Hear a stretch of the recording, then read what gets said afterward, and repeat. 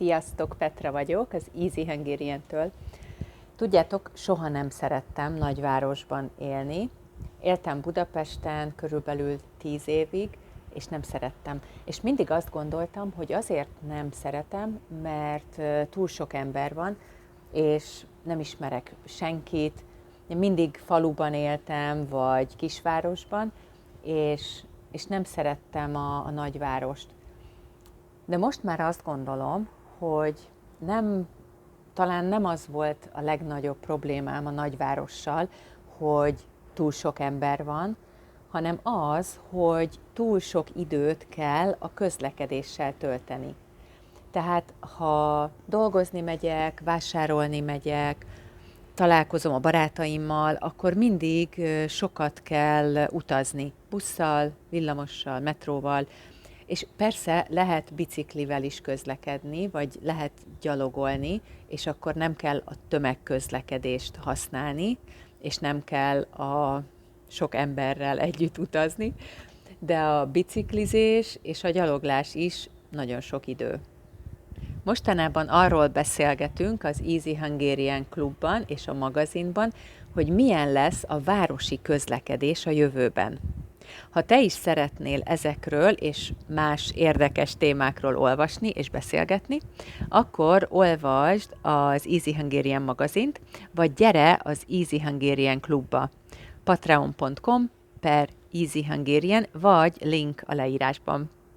Szóval a jövő közlekedése egy nagyon érdekes és nagyon fontos kérdés. A 20. században, amikor megszülettek a klasszikus nagyvárosok, akkor nagyon fontos lett, hogy gyorsan tudjunk utazni a városban, egyik helyről a másikra, és főleg arra koncentráltunk, hogy minél gyorsabban, minél több ember tudjon közlekedni. És akkor épültek utak, nagy utak, parkolók, épültek metrók, és valamikor a 20. században kiderült, hogy ez nem jó, mert igaz, hogy nagyon sok ember tudott közlekedni, de ez nem volt jó a városnak, nem volt jó az embereknek, mert ha nagyon sok autó van a városban, akkor rossz a levegő, nagy a tömeg, dugók vannak, stb. És nem volt jó a környezetnek sem, mert sok autó sok széndioxidot jelent. És ma már tudjuk, hogy a fosszilis üzemanyagok nem túl jók a környezetnek, ezért mostanában új trendek vannak. Még mindig fontos az, hogy minél több ember tudjon minél gyorsabban utazni, de most egyre fontosabb a zöld energia, például a nap vagy a szélenergia használata, és egyre több elektromos autót látunk az utakon. Nem csak autót, hanem elektromos buszokat is, és Európában ez most egy nagyon fontos dolog lett, hogy minél több elektromos autó legyen, és vannak, akik azt mondják, hogy 2050-re csak elektromos járművek lesznek az utakon. De sokan azt gondolják, hogy nem ez a megoldás a környezeti problémákra, mert az elektromos autóhoz kell áram. Ezt is meg kell csinálni, ezt az energiát. És akkor még ott van az a kérdés is, hogy mit csinálunk a sok-sok akkumulátorral.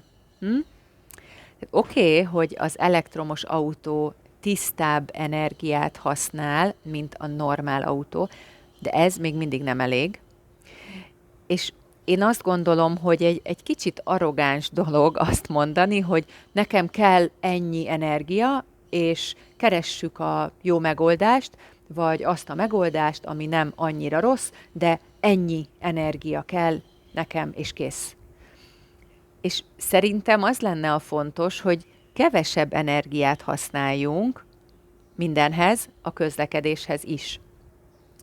Amikor Budapesten éltem, akkor biciklivel jártam, és ha most Budapestre megyek barátokkal találkozni, akkor is mindig biciklizek a városban, és sok olyan embert ismertem, akik biciklivel jártak Budapesten, és ők is arrogánsak voltak.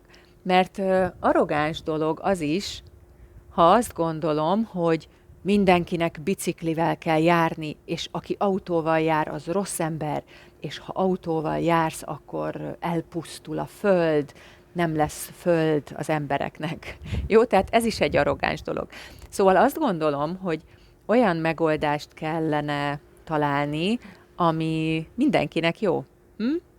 És tényleg jó lenne, ha sok ember járna biciklivel autó helyett, vagy busszal, és ezért fontos, hogy kényelmes legyen a tömegközlekedés, és kényelmes legyen busszal, vagy villamossal utazni, és kényelmes legyen a biciklizés, vagy a gyaloglás is.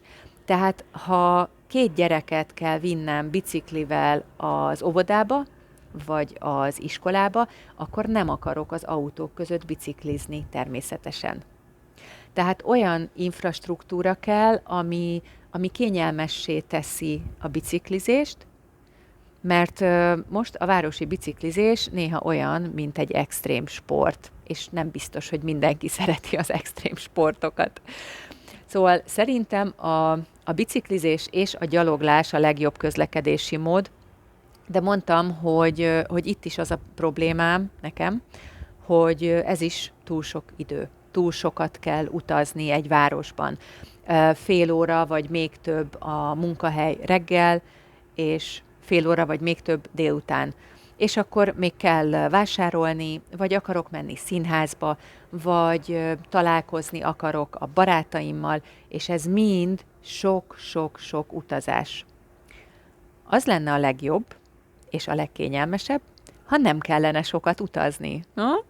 Nem kellene sokat közlekedni. És olvastam a 15 perces városról, ami nagyon tetszik nekem.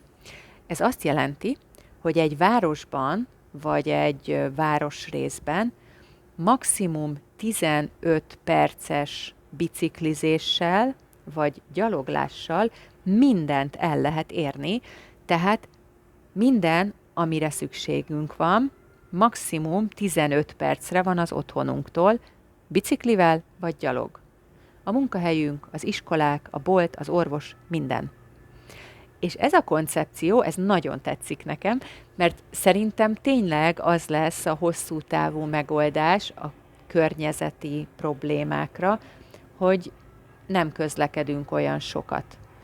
Tehát most azt gondolom, hogy túl sokat megyünk, mindenhova akarunk menni, minél gyorsabban, és lehet elektromos autóval menni, meg lehet biciklizni, meg lehet tömegközlekedéssel menni, tehát busszal vagy villamossal. De a legjobb, ha nem kell sokat mennünk. És nagyon örülök, hogy van egy ilyen trend a várostervezésben is, hogy próbálnak olyan városokat tervezni, ahol nem kell sokat közlekedni, mert én ugye mindig faluban és kisvárosban éltem, és nekem természetes, hogy nem közlekedek sokat, nem utazom sokat a városon belül, de nem élhet mindenki faluban és kisvárosban.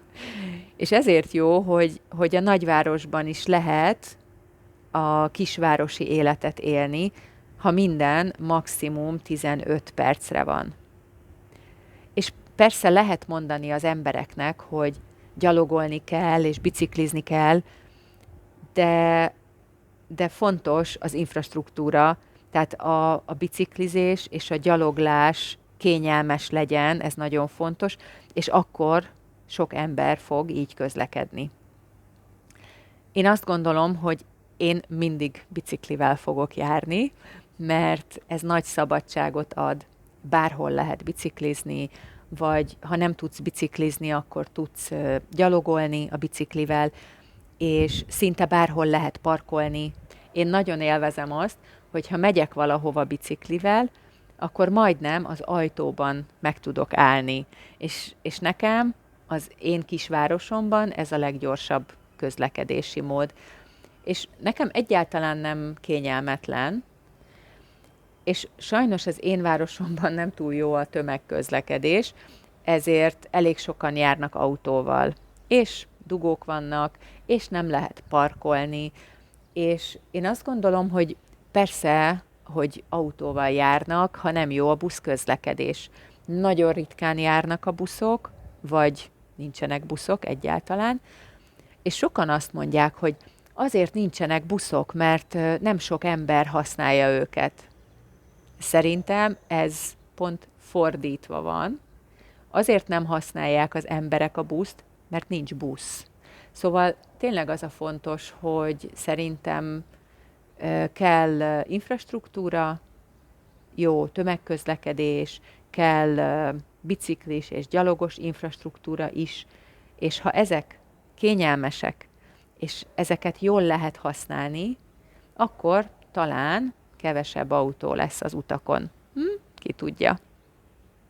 Ha van kedvetek, akkor írjatok kommentet arról, hogy ti hogyan közlekedtek a városban, és hogyan szeretnétek közlekedni a jövőben.